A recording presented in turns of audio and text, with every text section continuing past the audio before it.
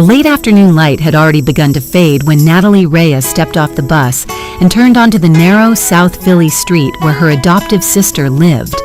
A thin sheet of cold air swept between the rows of old brick houses, carrying the familiar smell of damp concrete and overcooked dinners lingering from neighboring kitchens. She tightened her coat around her and walked faster, silently annoyed at herself for forgetting her work bag in Sophia's living room. Of all days to be distracted, it had to be today. Just hours before tomorrow's presentation, the one she had been preparing for all week.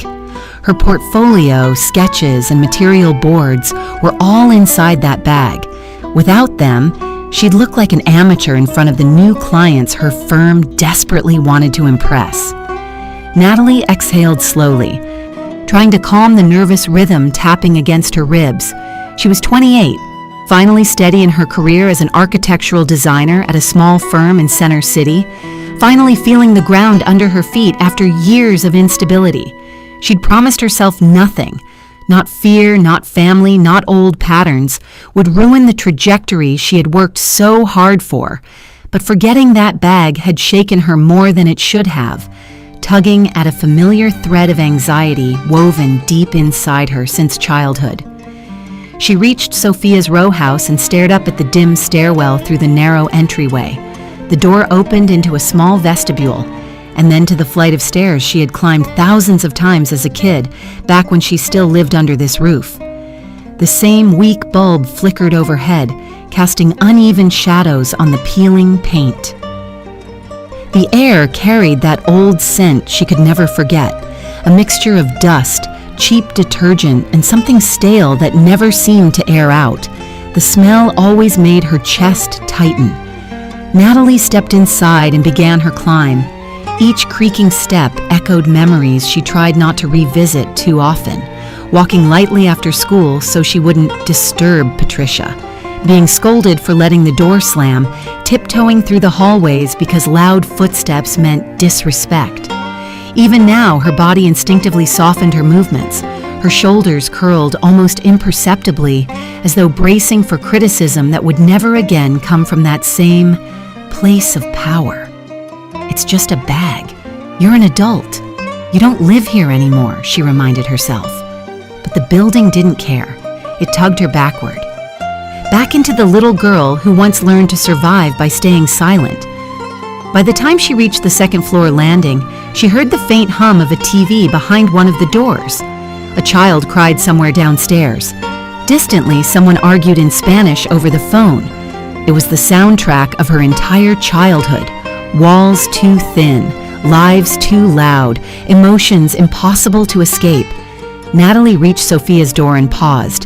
The chipped paint, the crooked number nailed above the peephole, the uneven frame she once offered to fix, everything looked exactly the same. Somehow, the sameness unsettled her more than anything else. Life had moved on. She had moved on. But this place stayed the way it had always been, like a museum of old habits and unspoken resentment. She slipped her hand into her coat pocket and found the spare key Sophia had given her years ago, back when things were easier between them. The metal was cold, its edges worn smooth from the years it had lived on Natalie's keychain. She inserted it into the lock and turned it slowly, carefully. Without even realizing, she was doing it the same way she had always done at Patricia's house, making as little noise as possible. The latch clicked, but softly. She nudged the door open a fraction, expecting the familiar stillness of Sophia's living room. Instead, she heard voices. She froze instantly. One voice was unmistakably Patricia's, sharp, clipped, carrying that tone Natalie had spent most of her life trying not to provoke. The second voice belonged to Sophia. They were talking in low, urgent tones, as if discussing something they didn't want the world or anyone else to hear. Natalie stood absolutely still, breath held, pulse skittering. She hadn't planned to overhear anything. She only came for her bag. But now, with her hand still resting on the doorknob and those voices spilling into the hallway, she knew, instinctively, viscerally, that something was wrong. Very wrong. She leaned forward just enough to catch the next sentence, and when she heard it, her world tilted. Natalie didn't dare move. The moment her foot crossed the threshold, the carpet might creak. The moment she breathed too loudly, the voices inside might stop. So she stayed exactly where she was, pressed lightly against the wall just inside the half-open doorway, her heartbeat thudding in her ears. Patricia's voice carried first, sharp, certain, and laced with the authority she used like a weapon. "I'm telling you, Sophia, it's all set up exactly the way it needs to be. The deed was structured years ago. 25% for me, 25% for you, and the remaining half under her name. That's how we arranged it." Natalie's stomach tightened as though someone had gripped it from the inside. What deed? What arrangement? She strained to hear, barely breathing. Sophia sighed, uncertain and anxious the way she always was when Patricia pushed her into something. "Yeah, but how do we get her to let it go? She's not stupid, Mom. She paid for everything. The mortgage, the renovations, all the bills. She's gonna ask questions." Patricia scoffed as though the concern bored her. "She won't question anything if we play it right. We'll talk to her about family fairness. About how you have a child now and she doesn't. How you need the space more than she does. How it's only logical that the three of us make a decision together." Natalie's pulse stuttered. Family fairness. That phrase alone made her eyes burn. She had heard it her whole life. Family fairness meant Sophia got the new clothes and she got the hand-me-downs.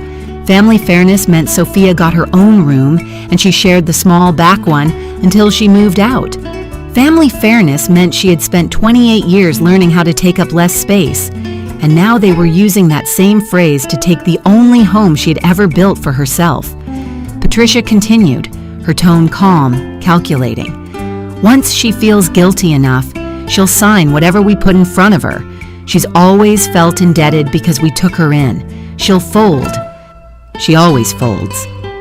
Natalie pressed her hand against her mouth to stop the sound that almost escaped. Part disbelief, part grief, part something darker. Sophia's voice lowered. "I don't know, Mom. She's been more confident lately. With her job and Adrian, I don't think she's as desperate for approval as she used to be." Patricia clicked her tongue. "You overestimate her. Natalie may pretend she's independent, but at the end of the day, she's the same scared girl who doesn't want to upset me. Just remind her how much she owes this family. She'll break." There it was. The old belief Patricia clung to, the certainty that Natalie would always remain small enough for her to control. Natalie felt something cold move through her chest. Not fear, not yet. Something sharper, something that felt like awakening. Patricia went on, voice steady and confident. "And if she hesitates, we'll bring up that I helped her with the down payment. She knows that, she remembers that, she still thinks it was my money." Sophia hesitated. "Isn't that kind of risky? What if she asks questions? And the lawyer—" Patricia cut her off instantly. "Don't worry, she'll never hire a lawyer." The sentence landed like a slap. Natalie felt the air leave her lungs. For a moment, she forgot how to breathe altogether. She steadied herself against the wall, fingers digging into the faded wallpaper. She'd heard many painful things from Patricia over the years, but nothing had ever sliced so cleanly through her illusions. They didn't just doubt her, they counted on her staying powerless. Her condo, the place where she finally felt safe, wasn't safe at all. The documents she had trusted were a trap she hadn't even realized she stepped into, and the people she once called family were discussing how to take everything she'd built. Natalie forced her breaths to slow, to stay silent, to stay invisible. The conversation inside continued, details, manipulation, timing, but she heard only fragments now. Her mind replayed the one sentence that shattered everything. "Don't worry, she'll never hire a lawyer." Something shifted inside her then, a quiet, steady crack in the foundation of who she had always been. For the first time in her life, Natalie felt something stronger than fear, She felt certainty, and she knew whatever Patricia thought she understood about her was about to change. Natalie stayed pressed against the wall long after the voices in the living room faded into a muddled blur. But the sharpness of Patricia's words didn't fade with them. They sliced through her composure, reopening wounds she had spent years teaching herself not to feel. And suddenly, as if a door inside her mind had been kicked open, the past rushed in. She remembered the comparisons first. They were always the first things to come back. Sophia was pretty. Sophia was promising. Sophia was the real daughter. And Natalie, no matter how hard she tried, was always the child who needed to be grateful, the one who should try harder, the one who should not forget where she came from. Patricia never said those things with affection. They were reminders, warnings, boundaries. Natalie remembered being 10 years old when she lost her bed for the first time. Sophia had begged for her own room because every real daughter should have one, and Patricia agreed without hesitation. Natalie was relocated to the tiny back room that barely fit a mattress and a dresser. Patricia told her she should be thankful to have any space at all because plenty of children don't. The message was always the same: don't ask for more. She remembered lying awake that first night in the cramped room, staring at the ceiling while muffled laughter echoed from Sophia's new bedroom. Natalie had cried quietly, terrified someone would hear her and think she was ungrateful. The memories rolled faster now. She was 12 when Patricia began assigning her the house chores to teach responsibility. Sophia was always too young, too tired, or too busy. Natalie swept floors, washed dishes, folded laundry, scrubbed bathrooms. All the while, Patricia praised Sophia for her potential and criticized Natalie for needing to be more useful. Natalie remembered her arms aching from carrying grocery bags up those same stairs she had climbed today, struggling not to drop anything because Patricia would yell if something broke. Sophia, meanwhile, skipped ahead, empty-handed, humming to herself. Patricia never seemed to notice. Then came the activities: piano lessons, choir practice, weekend art classes. Not because Natalie loved any of them, not because anyone asked what she wanted, but because Patricia loved showing the neighbors how much she had invested in her adoptive daughter. Natalie remembered the way Patricia would adjust her posture before recitals, telling her to smile more, to make us look proud, to show people we raised you well. The pressure sat like a stone in her stomach every time she stepped on stage. If she played well, Patricia bragged. If she made a mistake, Patricia's lips tightened and the car rides home turned icy. None of those activities made Natalie feel special. They made her feel displayed. And for the first time in years, she let herself admit it. She had never been treated as a true daughter. She had been raised as an accessory, someone to clean, someone to impress outsiders, someone to mold into proof of Patricia's generosity. The realization hit hard. Her entire childhood, she had lived in a space where love came with conditions. Praise came only when she served a purpose. Security came only when she obeyed.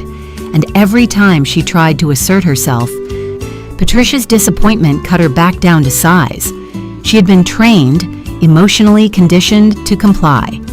That conditioning explained why her hands trembled now, even though she was a grown woman. Why one conversation overheard through a crack in the door could unravel her confidence. Why hearing Patricia say Natalie would never hire a lawyer felt less like an insult and more like a prophecy she had unconsciously feared was true. Natalie swallowed hard, pressing her fingers into her palm until they hurt. That pain at least belonged to her. She wasn't the scared child who tiptoed around the house anymore. She wasn't the teenager who apologized for taking up space. She wasn't the young woman trying desperately to earn a place in a family that had already decided her role. But the past had left a mark, a deep, invisible bruise that still guided her reactions more than she ever admitted. Now, standing in the dim hallway with the truth echoing inside her chest, Natalie finally saw it clearly. Everything Patricia believed about her was built on an old version of herself, one she no longer had to be. And the fracture that had begun in her heart earlier grew wider, sharper, brighter, not breaking her apart, but breaking her open. Natalie didn't know how long she stood there, frozen in place, her back pressed against the wall and her pulse hammering beneath her skin. The voices inside the living room had blended into a low, indistinct hum, but her own thoughts were sharp, painfully sharp, each one cut deeper than the last. Her condo, every corner of it, every piece inside it, every dollar poured into it. Her mind spiraled. She had built that place the way other people built families, slowly, intentionally, with hope. She pictured the entryway table she found at a flea market and spent a whole weekend sanding and staining until it glowed. She remembered the night she stood in the middle of her empty living room, eating takeout on the floor while planning where her future couch would go. The framed architectural prints she saved up to buy, the soft rug that took 3 paychecks but felt like home the moment she unrolled it, the kitchen stools she assembled herself, scraping her knuckles on the metal brackets but smiling the whole time because they were hers. Every item had been chosen, paid for, and carried into that space by her own hands. And now Patricia and Sophia were talking about it like it was a chess piece they could move around, a thing they could rearrange for their convenience. Natalie felt the panic rise first, hot and fast like something boiling over. Then came the clarity, cold, measured, steady. She closed her eyes. 5 years ago, she had stood outside that condo building, holding the new keys in her shaking hands. She could still remember the weight of the metal, the smooth polish of the brass, the faint scent of fresh paint coming from the hallway. Her real estate agent had hugged her, the lender had congratulated her, and Natalie, who had never had anything that truly belonged to her, had cried silent, overwhelmed, grateful tears. She remembered unlocking her door for the first time, her footsteps echoing on bare floors. She had walked from room to room, imagining color, imagining warmth, imagining a future built on her own choices rather than Patricia's rules. That moment had been the purest victory of her life. Now it felt poisoned, not because the home had changed, but because the meaning behind it had been rewritten without her knowledge. Every memory she had placed inside those walls now carried a crack she hadn't seen until today.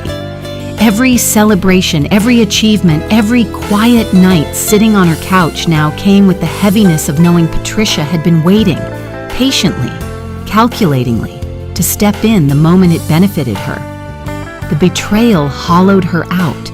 She opened her eyes slowly, steadying her breath. Her legs tingled with the urge to move, to flee, to get out of this suffocating hallway before the weight of everything crushed her. But she forced herself to stay calm. If Patricia or Sophia realized she had overheard them, they would spin it, twist it, reframe it. They always did. If they saw her now, shaken, wounded, they would mark that vulnerability like they always had. Use it, manipulate it. Natalie took one silent step back, then another. She eased the door closed without letting the latch click. Her fingers trembled, but her movement stayed controlled, instinct born from decades of survival. The hallway air felt slightly cooler, easier to breathe, but the pressure in her chest didn't ease. It grew heavier. She didn't know what she would do next. She didn't know how to fix a deed she never knew had been altered. She didn't know how to confront a system she had trusted. All she knew was that going back inside would break her, and she refused to break in front of them ever again. Natalie descended the steps slowly, aware of every creak beneath her boots. When she reached the street, the cold air hit her fully, sharp and sobering. She wrapped her coat tighter around herself and walked with purpose, though the world around her blurred slightly, streetlights smearing into streaks, headlights dissolving into glare. Her life, just minutes ago, had been orderly, predictable, safe. Now, it felt like someone had reached inside her chest and pulled a thread she had never noticed, one woven through 5 years of work, hope, and sacrifice. And everything was starting to unravel. The train ride back to Fishtown felt longer than usual. Natalie barely registered the passing stations or the hum of tired commuters shifting in their seats. Her mind replayed the conversation she'd overheard, each sentence tightening something inside her until her breathing felt shallow. By the time she reached her stop and walked the 3 blocks to her condo building, her hands were cold despite her gloves. Inside her unit, the familiar warmth wrapped around her. Soft lighting, the faint citrus scent from the candle she had left burning earlier, the quiet hum of the fridge. Usually, this home grounded her. Tonight, it felt fragile, like something that could crumble if she touched the wrong memory. Natalie locked the door behind her and walked straight to her small office nook. She flicked on the lamp, pulled out her file boxes, and spread everything across the desk. If Patricia and Sophia believed she would simply surrender, they didn't know the version of her who had built this life paycheck by paycheck. She began with the mortgage documents. The thick stack of papers she had signed 5 years ago felt heavier now. She flipped slowly through each section: loan origination, interest rate disclosures, payment schedules, insurance forms. Everything she remembered was intact. Principal payments, escrow, her signature, sometimes a little shaky from nerves, but always hers. Then she reached the deed. She sat up straighter. There it was, her name, Patricia's, Sophia's. 25%, 25%, 50%. Natalie traced the lines with her finger as though touching them would somehow change what they meant. She had skimmed this document years ago. She remembered the meeting vividly. Patricia had insisted on being present. She had said it was good protection for the family, that co-signing would help the lender feel confident. At the time, Natalie had been too relieved at securing the mortgage to scrutinize anything closely. She trusted the explanations. She trusted the woman who raised her. Now, reading the document under the unforgiving desk lamp, the wording felt sinister. She reached for the receipts next, the meticulous digital and printed copies she had saved. 5 years of mortgage payments, property taxes, HOA dues, renovation invoices, flooring, appliances, bathroom fixtures. Every dollar came from her accounts. Every transfer had her name on it. Every renovated inch of the condo existed because she paid for it, planned it, lived in it. 5 years of her life were documented in those receipts. 5 years of adult independence. 5 years of stability. 5 years of believing her condo was hers alone. Natalie's breath shook slightly as she flipped to the earliest year of payments. The dates aligned. The numbers were familiar. But then, something new caught her attention. There were 2 signatures on the early lender communications, her signature and Patricia's. Natalie's stomach tightened. She remembered that day. Not clearly, not fully, but enough. Patricia had insisted on helping with the paperwork. She remembered being overwhelmed with the process. She remembered trusting what Patricia said, trusting that the older woman knew what she was doing. She remembered wanting approval more than she wanted clarity. Natalie pressed her fingers against her temples and exhaled slowly. How many things had she missed because she felt she should be grateful? How many decisions had she surrendered because she'd been conditioned to? She pulled out a notepad and clicked her pen. If Patricia thought Natalie would crumble, she was wrong. If Patricia thought Natalie wouldn't fight, she was wrong. If Patricia thought Natalie would never hire a lawyer, Natalie set her jaw. She began writing. Date, mortgage approval. Date, closing appointment. Copies of correspondence with lender. Receipts of every renovation. Who paid? Always Natalie. Signatures, inconsistent roles explained by Patricia. Co-ownership clause, buried in middle sections. She wrote until the page was full. Then she flipped to another and another. Her notes grew into a detailed timeline, spanning back to the day she received her keys. Every inconsistency she had overlooked became a bullet point. Every moment Patricia had stepped into the process to help became a warning sign she could now decode. When her eyes blurred and her hand cramped, she set the pen down and leaned back in her chair. The lamp cast a ring of light around her papers, making the rest of the room disappear into darkness. 5 years ago, she didn't know what she was doing. Today, she did. Natalie closed the file folder, placed it carefully on the desk, and stood. Her decision was already made. Tomorrow, she was going to an attorney. The next morning, Natalie arrived in Center City earlier than her appointment time. The air was brisk, the sidewalks buzzing with the usual weekday rhythm. Coffee cups in hands, office workers weaving through crosswalks, cars honking in the distance. Normally, she found comfort in this kind of city hum. Today, it only sharpened her nerves. The law office sat on the 10th floor of a glass and steel building near Rittenhouse Square. She took the elevator up, clutching her folder of documents so tightly her knuckles paled. Inside the office, the receptionist directed her to a small conference room with floor-to-ceiling windows. Philadelphia stretched below her. Fishtown, South Philly, the river, the skyline, but the view barely registered. When the door opened, a man in his early 50s stepped inside, David Rosen, elder law and property attorney. Calm posture, measured smile, wire-rimmed glasses. He offered his hand. "Ms. Reyes, I'm David. Come on in. Let's take a look at what you've brought."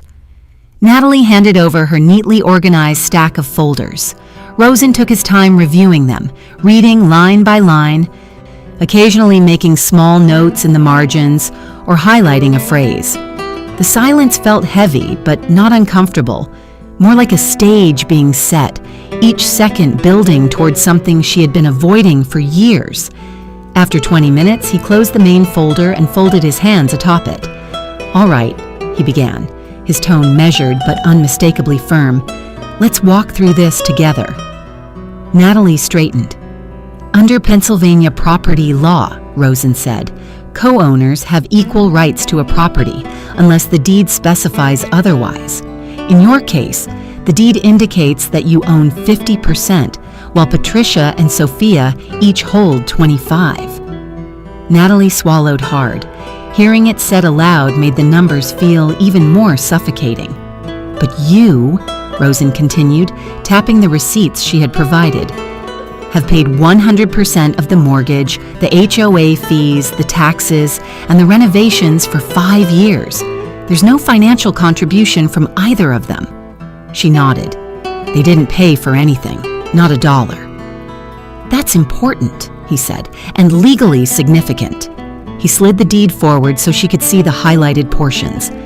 "This co-ownership clause is buried deeper than it should be.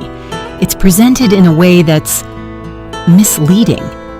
And combined with the fact that Patricia inserted herself into the paperwork process, insisted on being present, and represented her signature as a condition for the loan," he paused.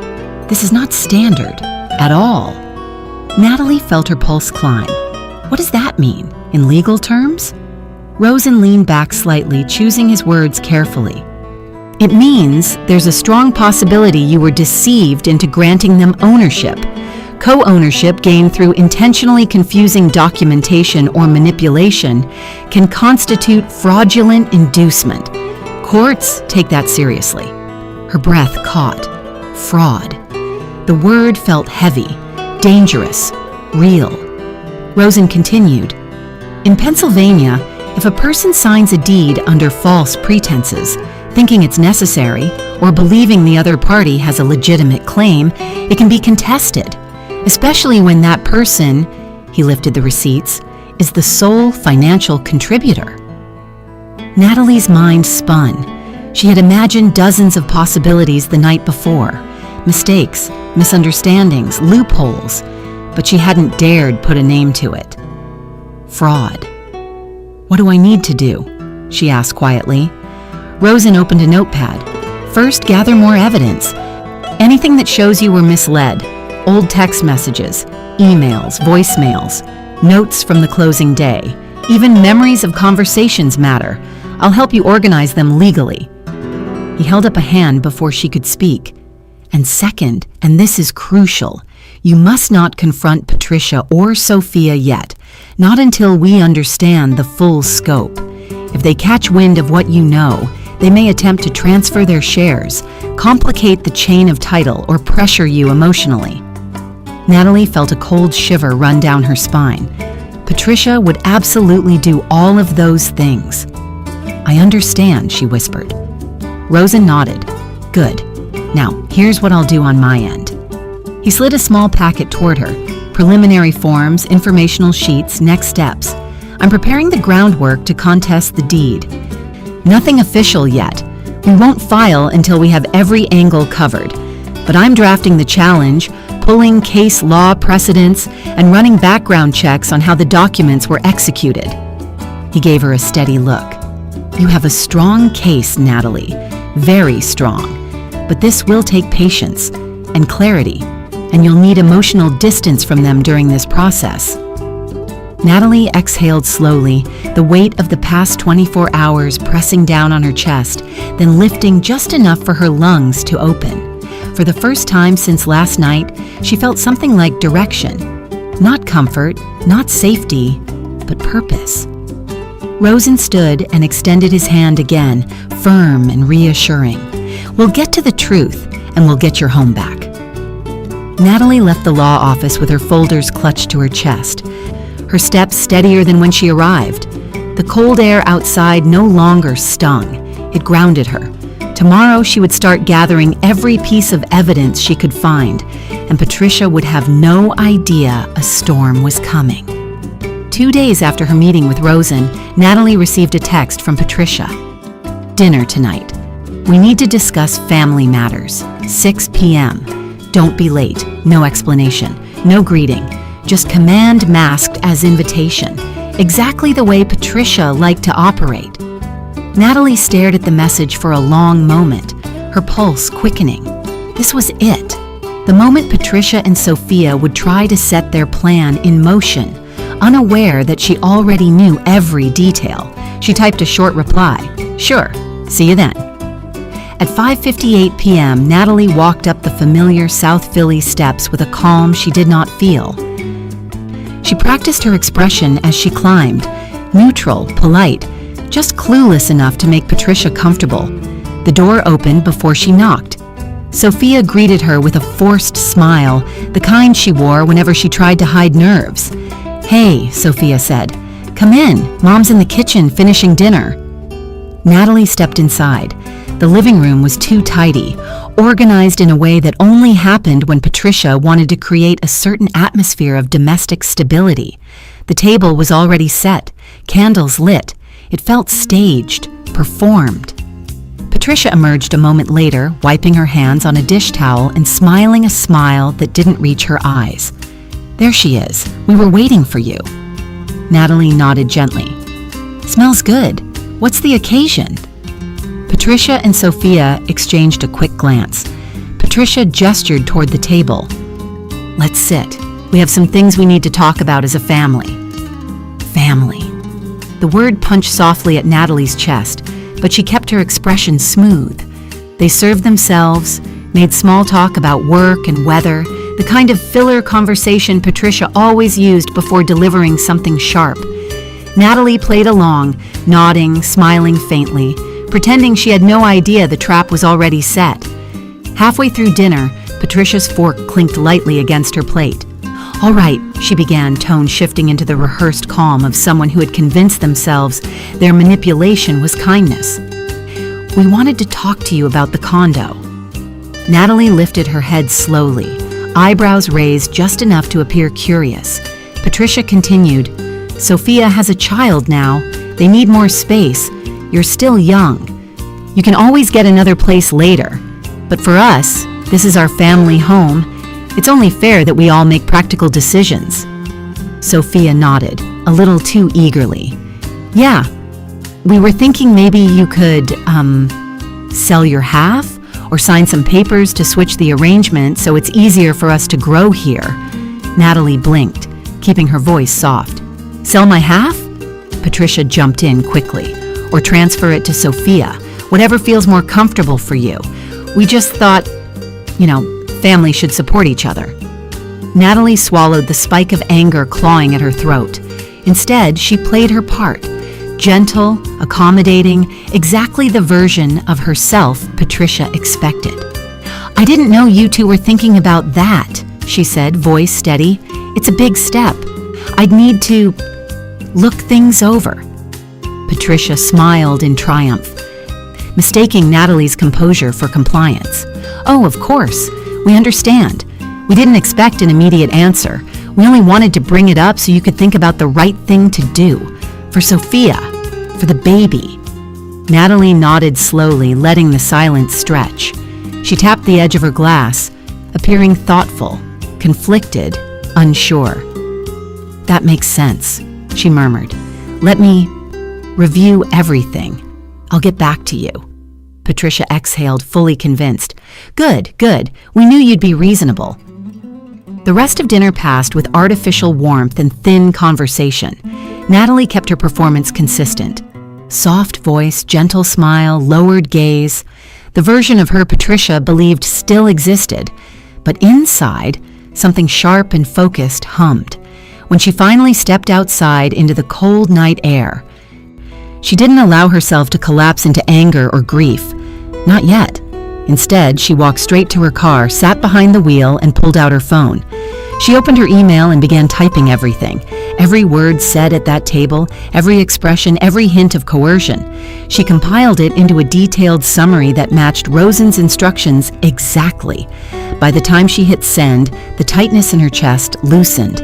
Patricia believed she was winning, but Natalie was documenting everything. And for the first time in her life, she wasn't reacting out of fear. She was building a case. 3 days later, the storm hit.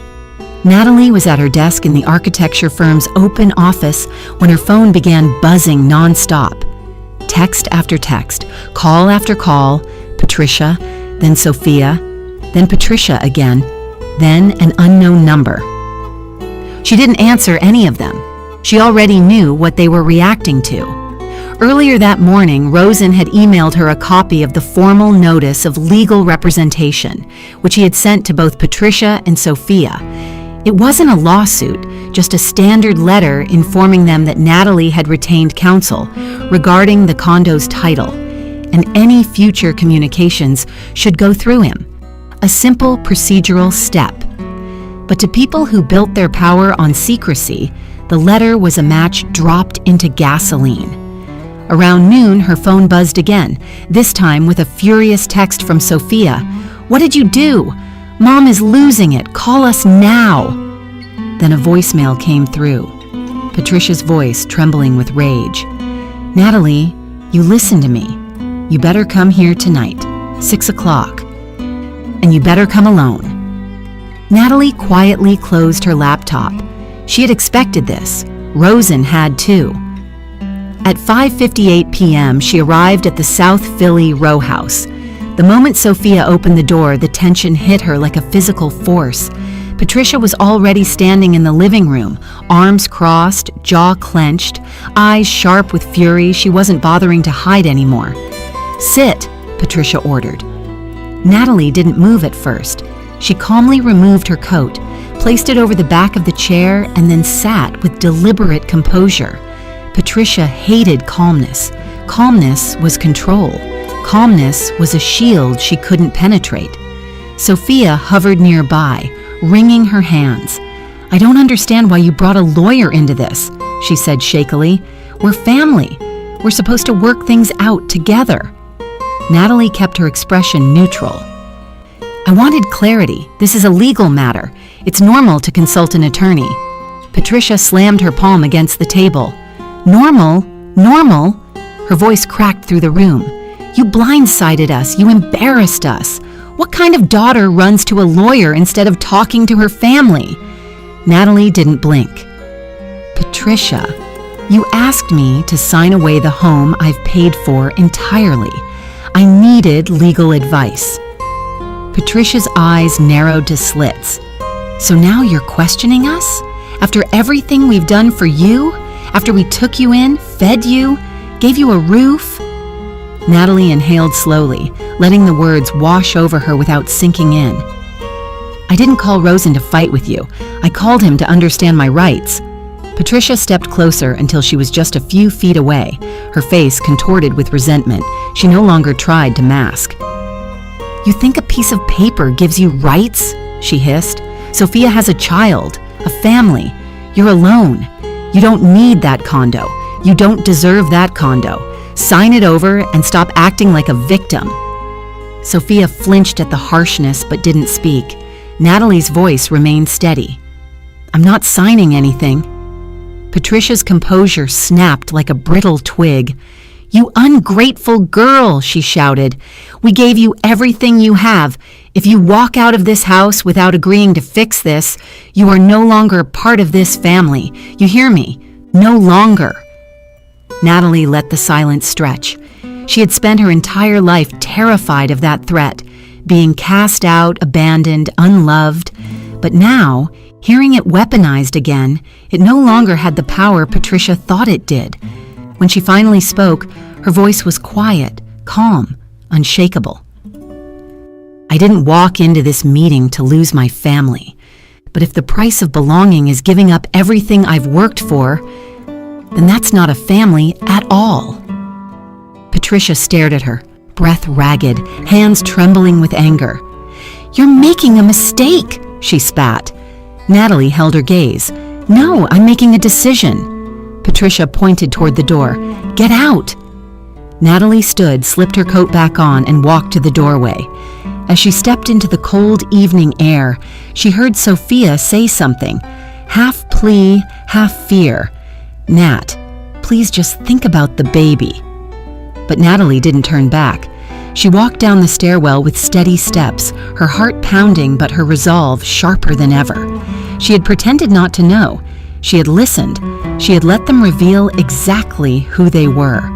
And now, for the first time in her life, she wasn't the obedient child they'd conditioned her to be. She wasn't alone. She had a lawyer. She had evidence. She had truth. And Patricia's mask had finally slipped, revealing the battle ahead. 2 days after the confrontation, Natalie drove north along Route 309 towards suburban Montgomery County, her hands gripping the steering wheel tighter than she meant to. The sky was overcast, the winter trees standing bare against a flat gray horizon. She hadn't visited her biological grandfather in years, not out of resentment, but out of distance, out of habit, out of living under Patricia's constant message. He's not really family. We're your family. But Rosen's instructions kept replaying in her mind. Talk to anyone who might have been involved in your early paperwork. Anyone who might know the financial context of your childhood. There was only one person left who might know the truth. Edward Collins lived in a modest 2-story brick home in a quiet neighborhood. When Natalie rang the doorbell, she half expected a stranger to answer. Instead, Edward appeared, older than she remembered, thinner, his gray hair combed back neatly. His eyes widened the moment he saw her. Natalie? His voice cracked. Honey, are you all right? She tried to smile, but it faltered. Can we talk? I need to ask you something. Inside, the house was warm and smelled faintly of old books and cedar polish.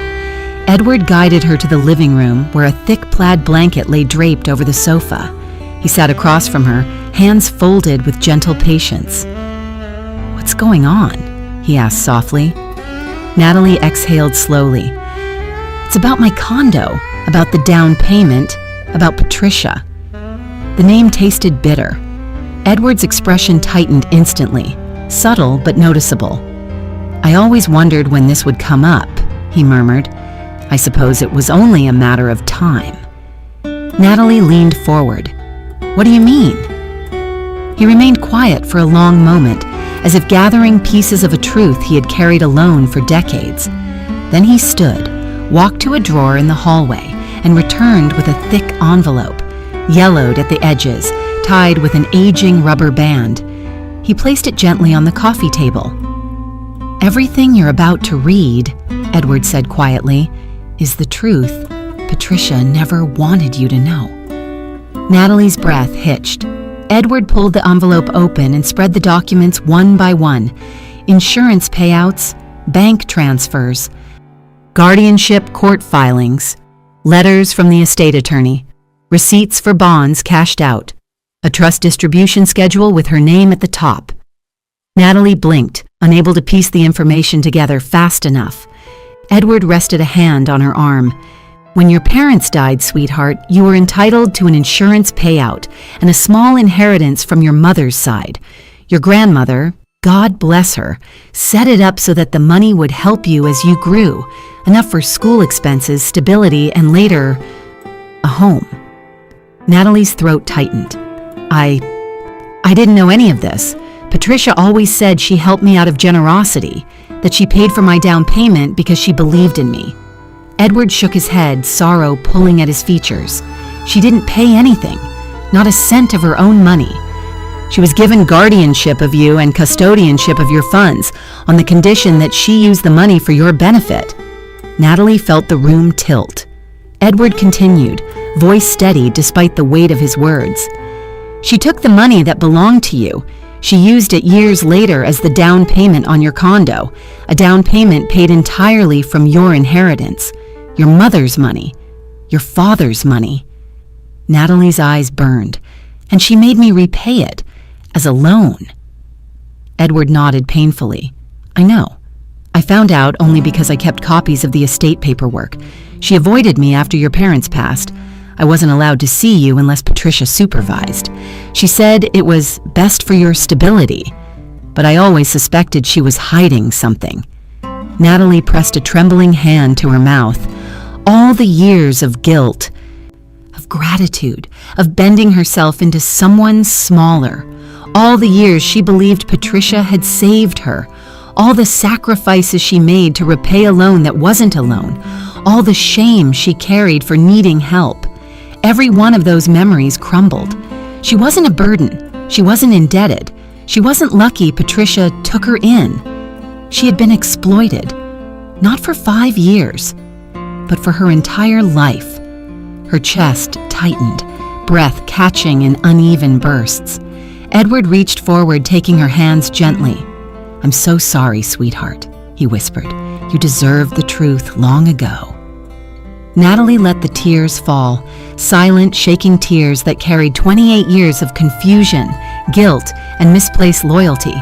For the first time, she understood why Patricia always feared her asking questions, why she discouraged contact with Edward, why she insisted Natalie owed her, why she weaponized gratitude at every turn, because Patricia knew the truth, and she had built her entire control on Natalie never discovering it.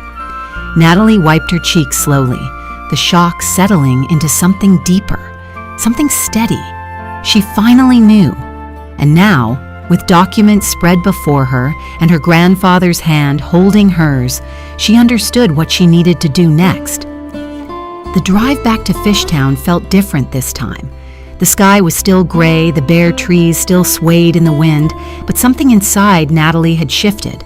Her body felt heavy from the weight of everything she had learned, yet her mind had never been clearer. The envelope Edward had given her sat on the passenger seat, documents neatly stacked, undeniable, unchangeable, proof not just of the past 5 years, but of an entire childhood built on manipulation. When she entered her condo, she didn't turn on the lights right away. She stood in the quiet half-darkness, letting the silence settle around her. The home she had fought to build, the one she had poured her heart and paycheck into, looked different now. Not because the furniture had changed or the paint had faded, but because she finally understood the truth behind how it had come to be. She placed the envelope gently on the dining table and sat down. One by one, she laid out the documents: the trust distribution schedule, the insurance payout confirmations, the guardianship records, the bank transfers. Her name appeared again and again, tied to money she never knew existed, money meant for her safety, her future, her stability. And Patricia had taken it, used it, buried it, then demanded gratitude for the theft. Natalie's eyes lingered on a court letter dated decades earlier. Custodian Patricia Ramirez is required to act in the minor's best financial interest. Her stomach tightened. Patricia had done the opposite. Everything she framed as sacrifice had been built on deception.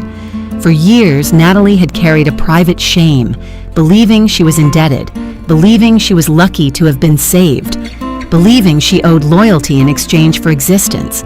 She had been shaped, molded, conditioned to be small enough to control and grateful enough to silence her own doubts. But now, looking at the papers spread before her, she didn't feel rage. She didn't feel the kind of grief that once broke her open. She felt clarity. She finally understood that Patricia's love had always been transactional, always conditional, always weaponized. It had nothing to do with motherhood and everything to do with control. Natalie stood and walked through her condo, touching the back of the couch she saved for 6 months to buy. The counter she installed with her own hands, the framed prints she collected one at a time. She whispered to herself, not in anger, but in certainty. This is mine, not a gift, not a debt, not something she had to earn through obedience. Hers. She returned to the table, gathered the documents into a clean stack, and slid them into a protective folder.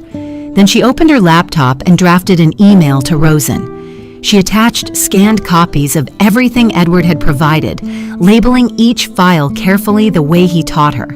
In the message, she wrote, "David, I have new information. We need to move forward. I'm ready." Before hitting send, she paused, not to reconsider. There was no hesitation left in her, but to acknowledge what this moment meant. For the first time, she was choosing herself, not fear, not guilt, not the family narrative she had been forced into. Herself. She clicked send. Natalie exhaled, long and slow. She sat back, letting the dim light of the room wash over her. The legal battle ahead would be difficult. Patricia would fight. Sophia would hide behind excuses. More secrets would unravel.